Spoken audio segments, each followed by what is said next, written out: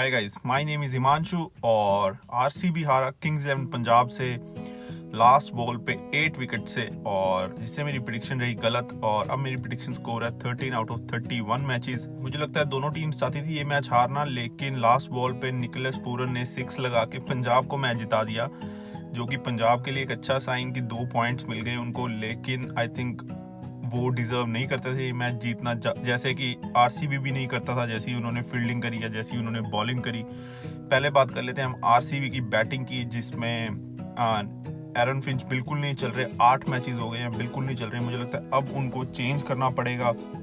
उनकी जगह may be वो मोइन अली को खिला सकते हैं या जॉश फिल्पी को, जो कि ओपन कर सकते हैं, उन्हें खिला सकते हैं। Because Aaron Finch only batting ही कर रहे हैं, तो उनकी जगह अगर जॉश फिल्पी को खिलाएं तो वो विकेट कीपिंग भी कर सकते हैं, और एबी डिविलियर्स को थोड़ा सा रेस्ट मिल जाएगा कि वो विकेट कीपिंग ना करें, सिर्फ बैटिंग पे ध्यान दें। और पार्टिकल भी जल्दी आउट हो गए, अच्छे शॉट्स लगाए उन्होंने, लेकिन वो आउट हो गए। उसके बाद विराट कोहली ने आते ही थोड़ा सा एग्रेशन दिखाया, 3 चौके लगाए उन्होंने अपनी पहली 10 बॉल्स पे। और अगर आप देखें उसके बाद एक भी चौका नहीं लगाया और एक भी छक्का नहीं लगाया। और ये छोटा ग्राउंड है शारजा का, जहाँ पे मुझे लगता है रिस्क लेना बनता था। लेकिन मुझे लगता है विराट कोहली को लग रहा था कि जो अगर विराट कोहली भी आउट हो जाते हैं तो उसके बाद उनके पास बैटिंग नहीं है। तभी उसके बाद वाशिंगटन सुंदर आए और फिर शिवम दुबे आए। मुझे लगता है वहाँ पे ट्रिक मिस करी मैनेजमेंट या कैप्टन ने, विराट कोहली ने, कि वहाँ पे एबी डिविलियर्स को ही भेजना चाहिए था, जो उनकी सपोर्ट है एबी डिविलियर्स की। बिकॉज अगर एबी डिविलियर्स थोड़ी सी बॉल्स खेल लेते, अगर वो 10 15 20 बॉल्स आराम से खेलते, 100 की स्ट्राइक रेट से भी खेलते, ओनली सिंगल्स भी लेते, तो बाद में वो बहुत उसको डबल कर सकते थे या ट्रिपल कर सकते थे स्कोर को, और यही स्कोर 190 200 टच कर सकता था। तो वहाँ पे ट्रिक मिस हुई। लेकिन मुझे लगता है ये अच्छा भी हो गया, एक तरह से पॉजिटिव भी हो गया आरसीबी की टीम के लिए, कि पता लग गया कि वाशिंगटन सुंदर और शिवम दुबे में वो बात नहीं है कि अगर आप एबी डिविलियर से ऊपर भेज दें नेक्स्ट मैचेस के लिए।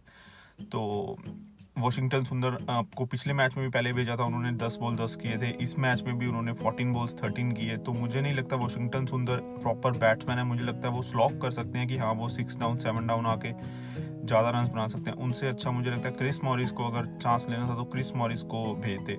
और अगर शिवम दुबे और वाशिंगटन सुंदर ऊपर आए भी थे तो उन्होंने कुछ इंटेंट ही नहीं शो किया कि वो आते ही मारना शुरू करें। उन्होंने अपनी 12-12 13-13 बॉल्स ली, उसके बाद मारना शुरू करने की कोशिश की, जिसपे कि वाशिंगटन सुंदर आउट हो गए और शिवम दुबे ने एक 6 लगाया और उसके बाद वो भी आउट हो गए।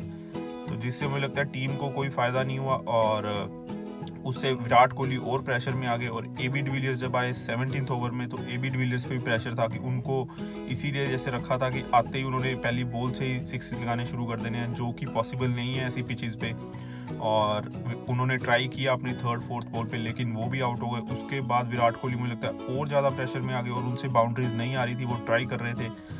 तो मुझे लगता है वहाँ पे शायद थोड़ा सा सेटल होकर खेलते तो मे भी आ जाते रन, लेकिन विराट कोहली भी आउट हो गए। और जैसे कि जहाँ पे लगा कि ये स्कोर 150 भी नहीं पहुँचेगा, लेकिन उसके बाद ईशू उदाना का एक छोटा सा कैमियो और क्रिस मॉरिस ने अच्छा स्कोर किया। क्रिस मॉरिस ने लास्ट ओवर में 3 छक्के लगाए और एक चौका लगाया, जिससे कि आरसीबी का एक डिफेंडेबल टोटल फाइटिंग टोटल 171 बन गया, जो उस टाइम पे लगा कि मोमेंटम भी आरसीबी के साथ है और ये टोटल डिफेंड भी किया जा सकता है। लेकिन उसके बाद किंग्स 11 पंजाब की बैटिंग की बात करते हैं, जिसमें मुझे लगता है Mayank Agarwal outstanding inning, one of the best inning in this IPL. वो रन इतने नहीं बना पाए, अगर वो रन 70 या 80 करते तो लगता कि बहुत अच्छी इनिंग है। लेकिन ये भी इनिंग 25 बॉल्स 45 रन, उन्होंने आते ही अटैक किया। 1-2 ओवर 3 ओवर वो आराम से खेले, लेकिन उसके बाद जब वो चाहल आए, चाहल को उन्होंने फर्स्ट ओवर में एक छक्का और 2 चौके मारे, जिससे कि चाहल भी प्रेशर में आ गए और पंजाब की टीम का कॉन्फिडेंस दिखने लग गया। वहां से केएल राहुल थोड़ा स्लो खेल रहे थे, लेकिन उन्होंने भी बीच बीच में अपनी आउट बाउंड्रीज मारते रहे। मयंक अग्रवाल चाहल की बॉल पे आउट हो गए, जैसे कि लास्ट मैच में भी चाहल ने उनको बोल्ड मारा था और इस मैच में भी चाहल ने ही उनको बोल्ड मारा, उनको 6 पड़ा। लेकिन अच्छी बॉल कराई उन्होंने और उस पर वो आउट हुए मयंक अग्रवाल। और उसके बाद आए क्रिस गेल, जिनका फर्स्ट मैच था और सारे कह रहे थे उनको खेलना चाहिए। मैंने भी लास्ट मैच से कहा है कि उनको खिलाएं, लेकिन मुझे लगता है वहाँ पे उनको ओपन करना चाहिए था विद केएल राहुल 1 डाउन।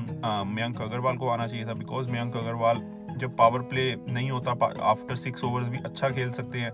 लेकिन क्रिस गेल की वो गेम नहीं है। क्रिस गेल ज़्यादा सिंगल्स नहीं लेते, डबल्स नहीं लेते, वो सिर्फ बाउंड्रीज पे ही ज़्यादा रिलाई करते हैं। जैसे कल आपने देखा होगा इतनी डॉट बॉल्स खेली उन्होंने, इतनी लास्ट ओवर में भी 2 डॉट बॉल्स और लास्ट पे सिंगल लिया उन्होंने थर्ड बॉल पे। तो मुझे लगता है उसकी वजह से केएल राहुल पे भी प्रेशर आ रहा था कि वो डॉट बॉल्स इतनी खेल रहे थे, लेकिन अच्छी इनिंग थी उनकी, बट इतनी भी T20 के हिसाब से मुझे लगता है या क्रिस गेल के हिसाब से मुझे लगता है वो इनिंग इतनी अच्छी नहीं थी, बिकॉज 45 बॉल 53 रन 110-15 की स्ट्राइक रेट, मुझे नहीं लगता कि वो टीम को फ़ायदा दे रही है। जैसे कि लास्ट 3 ओवरों में सिर्फ 10 रन चाहिए थे और वहाँ पे भी आप डॉट बॉल्स खेल रहे हैं, आपसे बॉल कनेक्ट ही नहीं हो रही, और या अगर कनेक्ट भी हो रही है तो आप सिंगल के लिए जा रहे हैं, आप सिक्सेस का ट्राई नहीं कर रहे, ज़्यादा लंबे शॉट। अगर वहीं पे एक आधा छक्का आ जाता लास्ट 3 ओवरों में सिर्फ 10 रन से और लास्ट ओवर में 2 रन थे, वो भी आपको लास्ट बॉल पे जाके निकलेस पूरन ने जिताया। तो मुझे लगता है क्रिस गेल की डॉट बॉल्स के कारण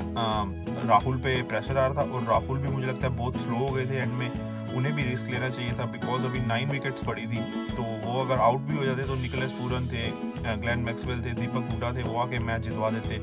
तो मुझे नहीं समझ आया, लास्ट ओवर में मैच ले जाने वाला था ही नहीं है ये मैच। मुझे लगता है 18th में, मुझे तो लग रहा था 17th या 18th में ख़त्म करना चाहिए, बिकॉज इनकी रन रेट पे भी इफेक्ट करेगा वो कि आप जितनी जल्दी मैच ख़त्म करते हैं। और बिकॉज अगर ये आगे के 4 या 5 मैच और जीत जाते हैं पंजाब, तो रन रेट के हिसाब से मे बी ये प्लेऑफ्स में जा सके। तो मुझे लगा इनके माइंड में रन रेट भी होगी, लेकिन ऐसा कुछ नहीं था, वो आराम से ही खेलते रहे। और Chris Gayle last over, second last over और थर्ड लास्ट ओवर में भी बॉल डॉट्स बॉल बहुत खेली उन्होंने। अब देखें 18th और 19th ओवर में 3 या 4 वाइड्स बॉल आई हैं।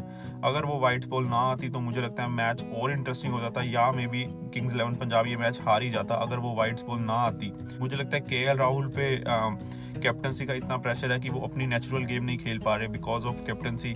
मुझे लगता है उनको कैप्टनसी अपनी जब फील्डिंग कर रहे हो तब रखना चाहिए, इस टाइम पे मुझे लगता है जब वो बैटिंग कर रहे हो तो उनको अपने एज अ बैट्समैन खेलना चाहिए। लेकिन मुझे लगता है वो वहाँ पे भी एज अ कैप्टन खेल रहे थे कि पूरा मैच उनको ही ख़त्म करके आना है। तो मुझे लगता है वो उनका काम नहीं है। अगर ओपन किया आपने तो 150 की स्ट्राइक रेट से भी खेल रहे हैं तो मुझे लगता है तो जाके अच्छा है। बट अगर आप स्लो हो जाते हैं और एंड तक लास्ट ओवर में मैच ले जाते हैं, जैसे कि लास्ट मैच में भी हुआ, इनके 18 बॉल्स 22 रन से वो इनसे नहीं बने और ये मैच हार गए, और उस टाइम विकेट्स भी कुछ नहीं, उनकी उस टाइम भी 1 या 2 विकेट्स ही गिरी थी। तो मुझे लगता है पंजाब की टीम को सोचना पड़ेगा या केएल राहुल को कि उनको फास्ट ही खेलना पड़ेगा, सारे मैच वो नहीं जितवा सकते लास्ट में जाके। तो पंजाब के लिए मुझे लगता है बहुत बड़ा कंसर्न। एंड पंजाब की तरफ से बॉलिंग बहुत अच्छी हुई। मोहम्मद शामी को 3 ओवरों में इतना रन्स नहीं पड़े थे, लेकिन उनको लास्ट ओवर में 24 रन्स पड़ गए, जिससे उनको लगता है कि उनको बहुत रन्स पड़ गए। बट उन्होंने बॉलिंग अच्छी करी लास्ट ओवर में। मुझे लगता है वो दोनों प्लेयर टेल एंडर थे, उनको ज़्यादा वेरिएशन नहीं दिखानी चाहिए थी कि शॉर्ट बॉल करा दी उस पर भी 6 पड़ गया, लेग पे दे दी उस पर भी 6 पड़ गया, और स्लोअर बॉल कराई उस पर भी 6। वेरिएशन नहीं दिखानी चाहिए थी, नॉर्मल डिलीवरी कराते तो मुझे लगता है इतने 6 ना पड़ते उनको। और क्रिस जॉर्डन ने कल अच्छी बॉल करी डेथ बॉलिंग में, उन्होंने 2 ओवर किए, ज़्यादा रन नहीं दिए, एक सिर्फ 6 पड़ा उन्हें।